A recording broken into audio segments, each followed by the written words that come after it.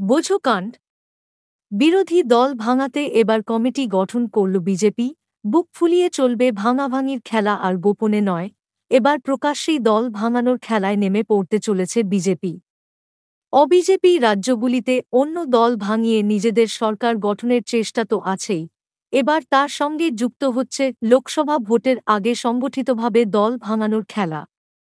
আসন্ন লোকসভা নির্বাচনের জন্য প্রস্তুতি বাড়ানোর কথা বলে কংগ্রেস সহ বিরোধী দলের নেতা সাংসদ ভাঙাতে কমিটি গঠন করেছে বিজেপি।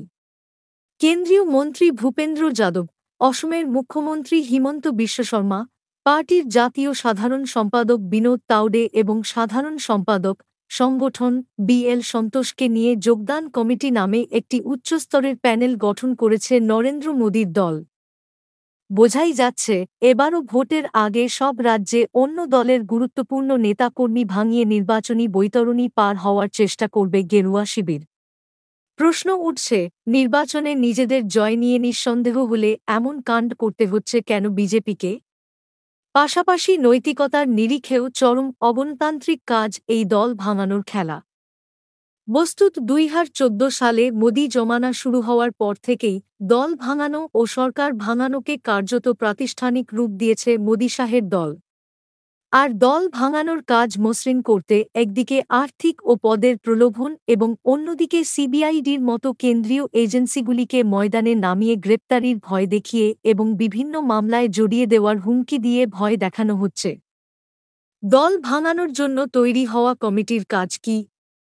বিজেপির পক্ষ থেকে বলা হচ্ছে, এই কমিটি দলগুলোদের স্ক্রিনিং করবে এবং গেরুয়া শিবিরে অন্তর্ভুক্তির পদ্ধতি ও সম্ভাব্য প্রার্থীদের তালিকা চূড়ান্ত করে সিদ্ধান্ত নেবে। যোগদান শিবিরের নামে দলের সশক্তিকরণের কথা বলা হলেও মূল লক্ষ্য হতে চলেছে অন্য দল ভাঙানো। ভয় আর প্রলোভনই এক্ষেত্রে বিজেপির হাতিয়ার। পাশাপাশি বিরোধীদের আরও দুর্বল করতে এই উদ্যোগ।